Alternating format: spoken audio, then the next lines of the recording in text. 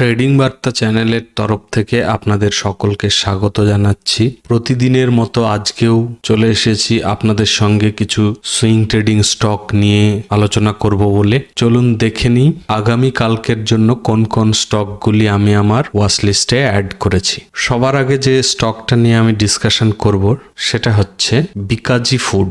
এই স্টকটা নিয়ে আমি জাস্ট কিছুদিন আগে অগাস্টের ফার্স্টের উইকে আপনাদের সঙ্গে ডিসকাশন করেছিলাম, যখন এখানে ব্রেকআউট করেছিল। তো যারা এন্ট্রি করে প্রফিট বুক করেছেন খুবই ভালো কথা, আর যারা এখনো হোল্ড করে রেখেছেন একদম শান্তিপূর্ণভাবে হোল্ড করুন, কারণ আবারও ব্রেকআউট করেছে। তো যারা প্রফিট বুক করেছেন বা এখনো এন্ট্রি করেননি তাদের জন্য সুখবর যে আবার নতুন করে ব্রেকআউট যখন করেছে এন্ট্রি করা যেতেই পারে। এই স্টকটা নিয়ে আরো ডিটেলসে ডিসকাশন করার আগে একটা খুবই ইম্পর্টেন্ট কথা বলবো, সেটা হচ্ছে আমরা যত সাকসেসফুল স্ট্র্যাটেজি ইউজ করি না কেন সুইং ট্রেডিং এর জন্য বা লং টার্মের হোল্ডিং এর জন্য, সব থেকে যেটা বেস্ট প্রফিটেবল ওয়ে সেটা হচ্ছে প্রত্যেকটা স্টকের একটা নিজস্ব প্যাটার্ন থাকে। সেইটা যদি আপনি ধরতে পারেন যে কোন স্টক কিরকম ভাবে মুভমেন্ট দেয় বা তার চালটা কি, ট্রেন্ডটা কি, সেইটা যদি ধরতে পারেন তাহলে আর অন্য কিছু আপনাকে দেখতেই লাগবে না। যেমন এই স্টকটা নিয়ে একটু বলি। এই স্টকটার চালটা হচ্ছে অলওয়েজ দেখবেন একটা ব্রেকআউট করে একটা মুভমেন্ট দেবে, দেওয়ার পরে একটা কনসলিডেশন জোন বানাবে, যেমনটা এখানে হয়েছে। এখানে কনসলিডেশনের পরে ব্রেকআউট, আবার কনসলিডেশন, আবার দেখুন এখানে ব্রেকআউট করে কিছুটা মুভমেন্ট দিয়ে আবার একটা কনসলিডেশন জোন বানিয়েছে, আজকে আবার ব্রেকআউট করেছে। তো বুঝতেই পারছেন যে এটা কি করতে পারে। এটা এখানে ব্রেকআউটের পরে কিছুটা ভালো মুভ দেবে, এক্সপেক্ট করছি 1100-1200 মতো। তো দেওয়ার পরে আবার এটা কনসলিডেশন জোন ক্রিয়েট করবে, দেন আবার মুভমেন্ট। তো এই স্টকটার প্যাটার্নটাই এরকম, মুভমেন্ট দেন কনসলিডেশন দেন আবার মুভমেন্ট দেন আবার কনসলিডেশন। তো এইভাবে এটা চলতেই থাকবে। তো এই স্টকটা আপনাদের ওয়াচ লিস্টে সবসময় রেখে দিতে পারেন বা প্রাইস অ্যালার্ট লাগিয়ে রেখে দিতে পারেন। যখনই ব্রেকআউট করবে এন্ট্রি করলেন, আবার যখন দেখলেন যে কনসলিডেশন শুরু হচ্ছে বা একটা ঠিকঠাক প্রফিট দিয়ে দিচ্ছে, এক্সিট করে দিলেন। কনসলিডেশনের ব্রেকআউট করলো, আবার এন্ট্রি করলেন। তো এরকম ভাবে করতে পারেন।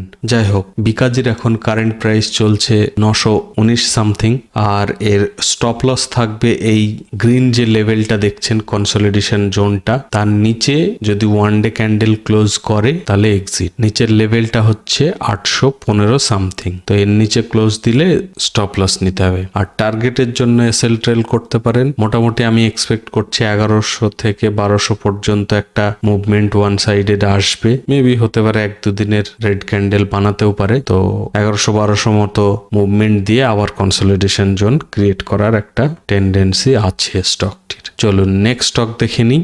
নেক্সট স্টক হচ্ছে রামকৃষ্ণ ফরজিং। এটাও খুব সুন্দর একটা প্যাটার্ন বানিয়ে ব্রেকআউট করেছে। অনেকের মনে হতে পারে কোথায় প্যাটার্ন, কোথায় ব্রেকআউট করেছে, এখানে তো স্পাইক আছে 2 দিনের। প্রথমত হচ্ছে এখানে দেখুন একটা কাপ উইথ হ্যান্ডেল প্যাটার্ন বানিয়েছে, তো এটার ব্রেকআউট করে দিয়েছে। সেকেন্ডারি হচ্ছে এই যে রেসিস্টেন্স জোনটা, এটারও ব্রেকআউট করেছে। শুধু জাস্ট এখানে এই দুটো ক্যান্ডেলের স্পাইক থেকে গেছে। তবুও আমি এটা ব্রেকআউট স্টকই কনসিডার করব, কারণ আমি কালকে এন্ট্রি করলে এর উপরে যখন 1 আওয়ার ক্যান্ডেল বানাবে বা ক্লোজিং করবে, দেন আমি এন্ট্রি করব। তো তখন তো ব্রেকআউট করে দিচ্ছে। আর যাদের আরো রিস্কি মনে হবে তারা আরো 1 দিন ওয়েট করে যান বা 2 দিন ওয়েট করে যান, দেখুন এর উপরে যদি ওয়ান ডে ক্যান্ডেল ক্লোজ করে এন্ট্রি করুন। তো এখন স্টকটির কারেন্ট প্রাইস চলছে 1021 সামথিং, আর এর স্টপ লস রাখবো এই রেড লেভেলের নিচে 945 এর নিচে স্টপ লস রাখবো। আর টার্গেটের জন্য আমরা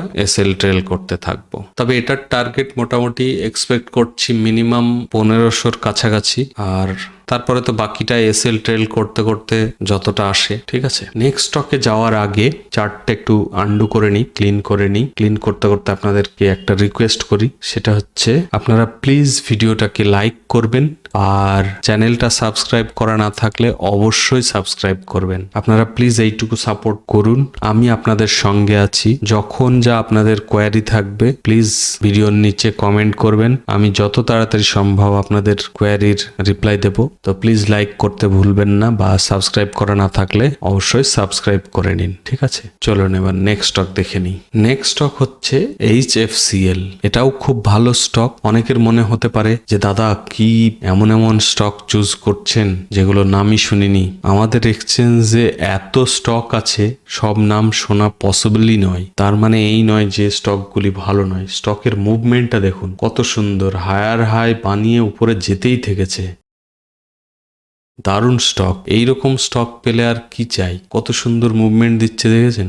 এই সমস্ত স্টকে খুবই শান্তিপ্রিয়ভাবে হোল্ড করা যায়, মানে কোনো চিন্তা থাকবে না। যদি এখানে 1 সপ্তাহ 2 সপ্তাহ সাইডওয়েজও হয়ে যায় তবু চিন্তা থাকবে না, কারণ ট্রেন্ডটাই এর আপ ট্রেন্ড পুরোপুরি একদম। ঠিক আছে, চলুন এর লেভেলগুলো এবার বলে দিই, একবার আন্ডু করে নিই। এই স্টকটি বলতে পারেন ব্রেকআউটের জন্য রেডি। আশা করছি এর উপরে 1 আওয়ার ক্যান্ডেল কালকেই বানাবে। যদি বানায় তো এন্ট্রি করা যেতেই পারে। আর যেমন আমি বলে থাকি যে যারা একটু রিস্ক কম করতে চান তারা 1 ডে ক্যান্ডেল এর উপরে ক্লোজ করলে এন্ট্রি করবেন। ঠিক আছে, এখন এর কারেন্ট প্রাইস 157 সামথিং, খুবই সস্তার একটা স্টক। আশা করছি খুব ভালো মুভমেন্ট আসবে, কারণ এটাও যখনই একটা কনসলিডেশন করে ব্রেকআউট করছে, ভালো মুভমেন্ট দিয়েছে এর আগে অনেকবার দেখেছি। তো এর স্টপ লস থাকবে এই রেড লেভেলটার নিচে, 141 নিচে স্টপ লস অ্যাকসেপ্ট করতে হবে।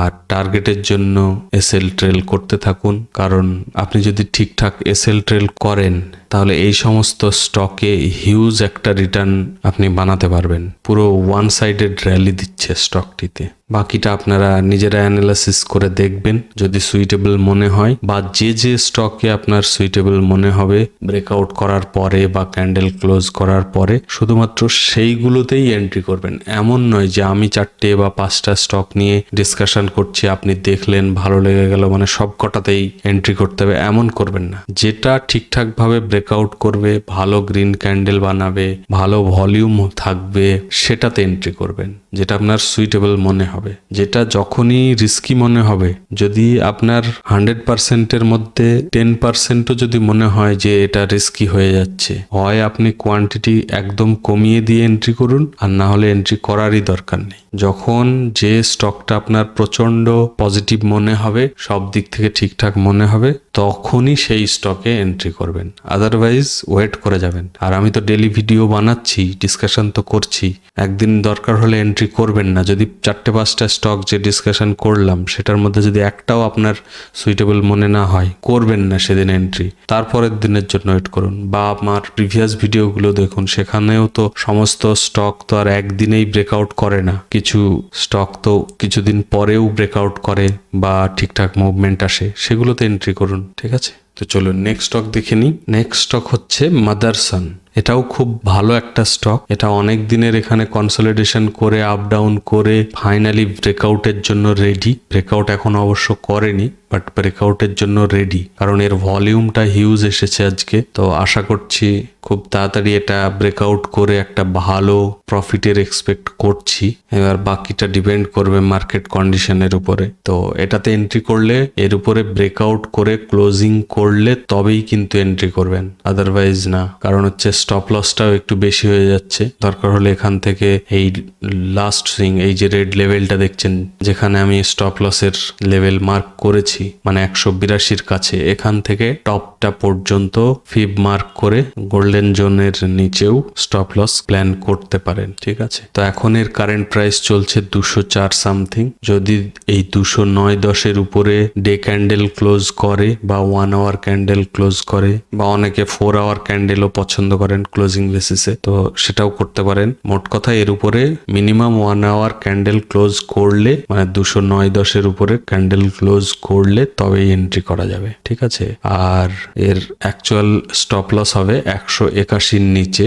আর যাদের বেশি মনে হয়ে যাচ্ছে তারা এই নিচে থেকে এই উপর পর্যন্ত এই সুইংটাকে ফিফথ রিট্রেসমেন্ট টুল ইউজ করে তার গোল্ডেন জোনের নিচে স্টপ লস করতে পারেন। মোটামুটি এই লেভেলের নিচে আসবে। বা একটা কাজ করতে পারেন, এই যে আজকের ক্যান্ডেলটা এর নিচেও স্টপ লস মার্ক করতে পারেন, তবে সেটা একটু বেশি রিস্কি হয়ে যাবে। অ্যাকচুয়াল হওয়া উচিত এর নিচে, 182-র নিচে। ঠিক আছে, এটাও খুব ভালো স্টক। আপনারা নিজেরা একবার অ্যানালিসিস করে দেখবেন এর উইকলি মান্থলি চার্টগুলো, তাহলে বুঝতে পারবেন। তো এই ছিল আজকের স্টক, যেগুলো আমি কালকের জন্য আমার ওয়াচ লিস্টে অ্যাড করেছি। তো আপনাদের সঙ্গে ডিসকাশন করলাম। আর আবারও বলবো আপনাদেরকে, যারা যারা ভুলে গেছেন লাইক করতে, প্লিজ লাইক করে দিন। আর সাবস্ক্রাইব করা না থাকলে অবশ্যই সাবস্ক্রাইব করুন। এইটুকু সাপোর্ট আপনাদের থেকে আমার দরকার, তো করে দিন লাইক, সাবস্ক্রাইব। তো এখানেই শেষ করব ভিডিওটা। আপনারা ভালো থাকবেন। ভিডিওটি শেষ পর্যন্ত দেখার জন্য আপনাদেরকে অনেক ধন্যবাদ। Take care, bye by.